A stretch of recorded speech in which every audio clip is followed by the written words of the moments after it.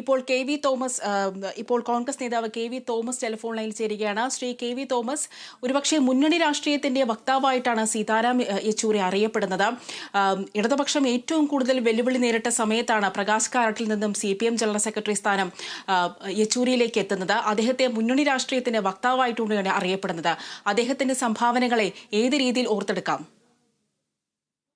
1984 ഞാൻ ഡൽഹിയിൽ വന്ന കാലഘട്ടം മുതൽ യെച്ചൂരിയുമായിട്ട് വളരെ അടുത്ത ബന്ധമുണ്ട്.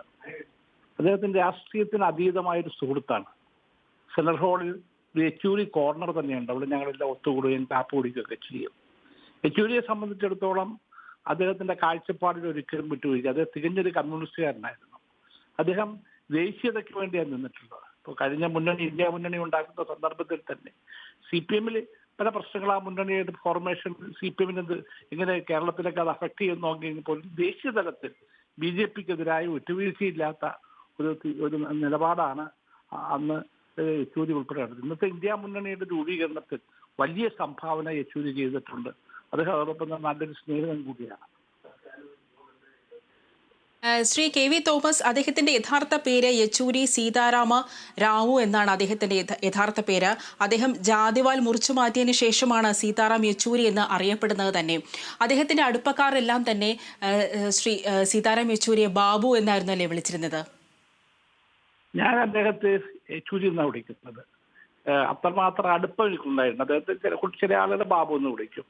പക്ഷെ അദ്ദേഹം ഒരു നല്ല സ്നേഹിതൻ, നമുക്ക് ഏത് സമയത്തും നമുക്ക് ബന്ധപ്പെടാൻ കഴിയുന്ന ഒരാൾ, എപ്പോഴും ചിരിച്ചുകൊണ്ട് കാര്യങ്ങൾ കൈകാര്യം ചെയ്യും. പക്ഷെ കാഴ്ചപ്പാടിൽ, പാർട്ടി എടുക്കുന്ന കാഴ്ചപ്പാടിലൊക്കെ പാർട്ടിയോടൊപ്പം ഉറച്ചു നിൽക്കുന്ന ഒരാളാണ് യെച്ചൂരി.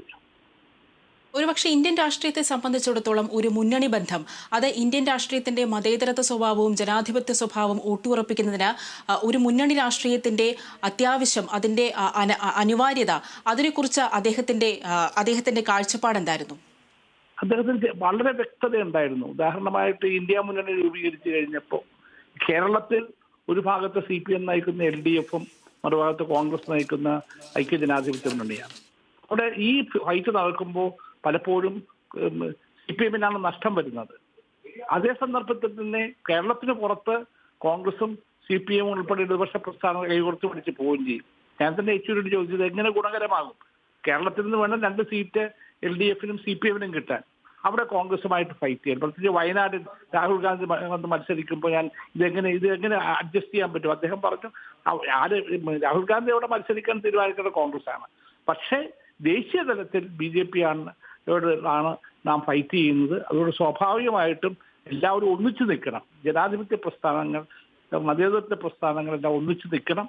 അങ്ങനെ ആ യോജിപ്പിന് വേണ്ടിയാണ് കേരളത്തിൽ അല്പം ക്ഷീണം വന്നാൽ പോലും അത് സഹിച്ചുകൊണ്ട് ഒരു വലിയ ലക്ഷ്യത്തിന് വേണ്ടി നിൽക്കുന്ന സമീപനമാണ് യെച്ചൂരി എടുത്തത്. അത് അദ്ദേഹത്തിന് മാത്രമേ അത് വ്യക്തതയോടുകൂടി പറയാൻ കഴിയൂ.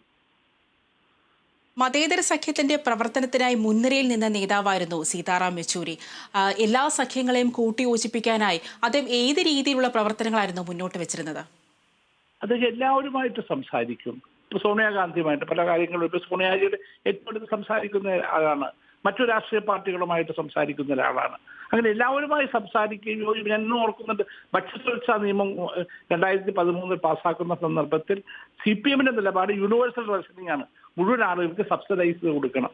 ഞാൻ ഭക്ഷ്യമന്ത്രി എന്നതിൽ അദ്ദേഹത്തോട് പറഞ്ഞു, അത് പ്രായോഗികമായി നടക്കത്തില്ല. 33% ആൾക്ക് ഭക്ഷണം കൊടുക്കാൻ പറ്റും, പക്ഷെ സബ്സിഡൈസ് ചെയ്ത് കൊടുക്കാൻ പറ്റില്ല. അങ്ങനെ ഇഷ്യൂ വന്നു കഴിഞ്ഞപ്പോൾ അദ്ദേഹം ഇടപെട്ടിട്ട് ഒരു പ്രായോഗിക സമീപനം എടുക്കാനും അതിന്റെ അടിസ്ഥാനത്തിൽ അത് യുനാനിമസ് ആയിട്ടാണ് ആ നിയമം പാർലമെന്റിൽ പാസ്സാക്കാൻ കഴിഞ്ഞത്. മുന്നണിയെ സംബന്ധിച്ചിടത്തോളം പല അഭിപ്രായങ്ങൾ ഉണ്ടായിരിക്കാം, വിയോജിപ്പുകൾ ഉണ്ടായിരിക്കാം. പക്ഷേ ഈ പലതരത്തിലുള്ള വിയോജിപ്പുകളെയും അതിനെല്ലാം ചേർത്തുകൊണ്ട് ഒരു അഭിപ്രായ സമന്വയത അത് അദ്ദേഹം എങ്ങനെയായിരുന്നു ഉണ്ടാക്കിക്കൊണ്ടിരുന്നത്? അത് അദ്ദേഹം എല്ലാവരുമായിട്ട് സംസാരിക്കും. പറയേണ്ട കാര്യങ്ങൾ വളരെ വ്യക്തതയോടുകൂടി പറയും. അങ്ങനെ എല്ലാവരുമായി സംസാരിച്ചതിന് ശേഷം ഒരു കോമൺ ലക്ഷ്യത്തിന് വേണ്ടി മുന്നോട്ട് പോകണം. അങ്ങനെ മുന്നോട്ട് പോകുമ്പോൾ ഓരോരുത്തരും ചെറിയ ചെറിയ കോംപ്രമൈസ് ചെയ്യേണ്ടി വരും. അത് നല്ല ബോധ്യത്തോടു കൂടി അത് അദ്ദേഹം മനസ്സിലാക്കുകയും മറ്റുള്ളവരെ മനസ്സിലാക്കുകയും ചെയ്യുന്നുണ്ട്. അന്ധമായ കോൺഗ്രസ് വിരോധമില്ലാത്ത ഒരു ഇടതുപക്ഷ നേതാവായിട്ടാണ് സീതാറാം യെച്ചൂരി അറിയപ്പെടുന്നത്. കോൺഗ്രസിനിടയിൽ അദ്ദേഹത്തിനുള്ള സ്വീകാര്യത, അത് കോൺഗ്രസ് പ്രവർത്തകർക്കിടയിൽ, കോൺഗ്രസ് നേതാക്കൾക്കിടയിൽ അദ്ദേഹത്തിനുള്ള സ്വീകാര്യത അത് എത്രത്തോളമായിരുന്നു? സോണിയാജിയുമായിട്ട് ഏറ്റവും അടുപ്പമുള്ള ഒരാളായിരുന്നു യെച്ചൂരി. മാത്രമല്ല അദ്ദേഹം ഒരു കമ്മ്യൂണിസ്റ്റുകാരൻ എന്ന നിലയിൽ അതിനെ ഉറച്ചു നിൽക്കുകയും, പക്ഷെ ദേശീയ തലത്തിൽ BJP ആണ് നമ്മൾ രാഷ്ട്രീയമായി നേരിടുന്നത് എന്നതുകൊണ്ട് ചില കോംപ്രമൈസുകൾ ചെയ്യേണ്ടി വരും. അങ്ങനെയാണ് കോൺഗ്രസുമായിട്ട് കേരളത്തിൽ ബുദ്ധിമുട്ടുണ്ടായി. അദ്ദേഹം എടുത്ത നിലപാട് കേരളത്തിൽ വലിയ ബുദ്ധിമുട്ട് CPM ഉണ്ടാക്കിയിട്ടുണ്ട്. പക്ഷേ എങ്കിൽ പോലും ദേശീയ കാഴ്ചപ്പാട് വെച്ചൊരു ശക്തമായ നിലപാടെടുക്കാനും അത് കൂടെ നിൽക്കുന്നവരെ ബോധ്യപ്പെടുത്താനും അദ്ദേഹത്തിന് കഴിഞ്ഞു എന്നുള്ളതാണ്. വളരെ നന്ദി ശ്രീ KV തോമസ്, താങ്കളുടെ അഭിപ്രായങ്ങൾ പങ്കുവച്ചതിന്. ഇപ്പോൾ നമ്മുടെ സ്പെഷ്യൽ കറസ്പോണ്ടന്റ് ബിനോയിലേക്ക് പോവുകയാണ്. ബിനോയ്, ഞാൻ നേരത്തെ സൂചിപ്പിച്ചതുപോലെ തന്നെ ഇന്ത്യൻ രാഷ്ട്രീയത്തെ സംബന്ധിച്ചിടത്തോളം ഒരു കനത്ത നഷ്ടമാണ് ഇപ്പോൾ ഉണ്ടായിരിക്കുന്നത്. സീതാറാം യെച്ചൂരി വിടവാങ്ങിയിരിക്കുന്നു.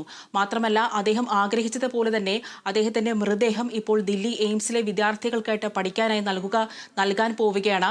അദ്ദേഹത്തിന്റെ ഇന്ത്യൻ രാഷ്ട്രീയത്തിൽ അദ്ദേഹത്തിന്റെ സംഭാവന